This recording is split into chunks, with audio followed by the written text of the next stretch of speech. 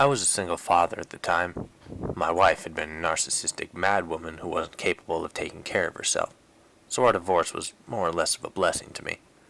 When we had separated, I was granted custody of our young son, who was my entire life. During our marriage, my wife had complained that I spent too much time doting on him rather than her, who apparently thought she deserved acknowledgement.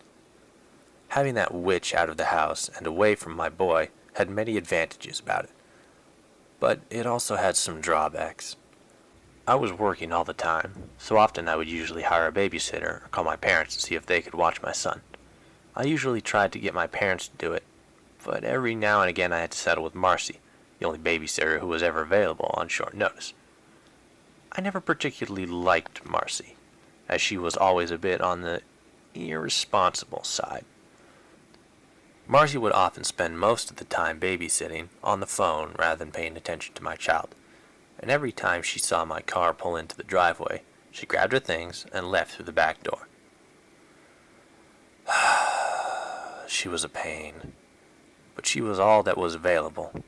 One night, I stepped into my home and called her name. There was no answer.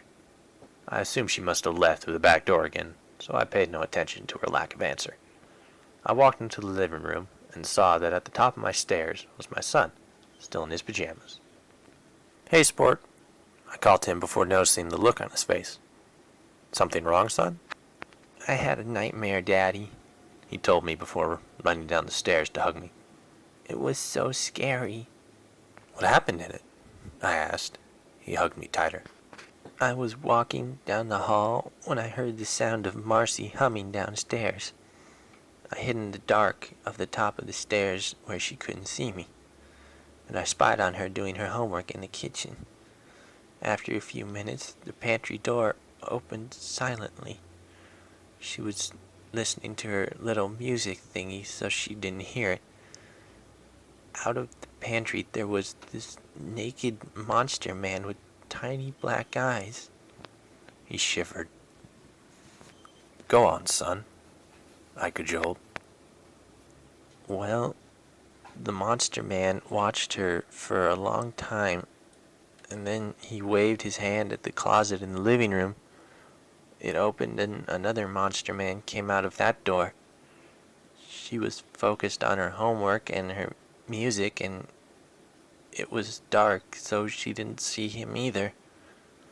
The two monster men watched her for a while before the second monster man waved at the window. The curtain was pushed away, and there was another monster man behind it. Marcy didn't see him either. So then the third and second monster men waved at the basement door, and two monster men came out. I was so scared, Daddy. But I tried to be quiet, and none of them saw me. They all watched Marcy for a few minutes before the one right behind her started growling. She didn't hear it. It growled louder. She made a face and blinked. I was praying that she wouldn't turn around, Daddy, but she did. She screamed and screamed and cried and screamed, and all the naked monster men ran up and started attacking her. They ripped her into pieces and ate them all. And when they were done, they licked up all the blood on the floor. Then they all nodded at each other, and they all went back to where they were before. In the pantry, the closet, behind the curtain, the basement. And I just sat at the top of the stairs. I was so scared, Daddy." I pulled the boy closer as he softly began to cry. I gave him a soft kiss on the cheek as I tried my best to comfort him. "Then what happened, son?" I went to leave and get the neighbors to help. I thought that if I ran fast enough to the door, they wouldn't catch me. I ran as fast as I could, They all jumped out at me, Daddy. They were so scary. They grabbed me and were about to eat me when... What happened, son? He shuddered as he attempted to weep out the rest of his tale.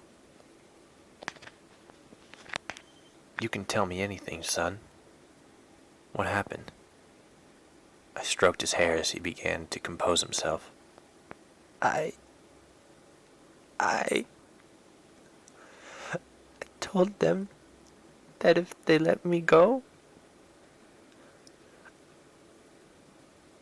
I would stall you when you came home so they could get to you too, Daddy. And spare me. All was silent for a moment. And in that moment, I could hear a series of doors opening all around the house.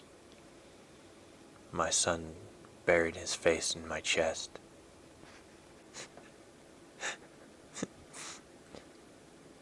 I'm sorry, Daddy.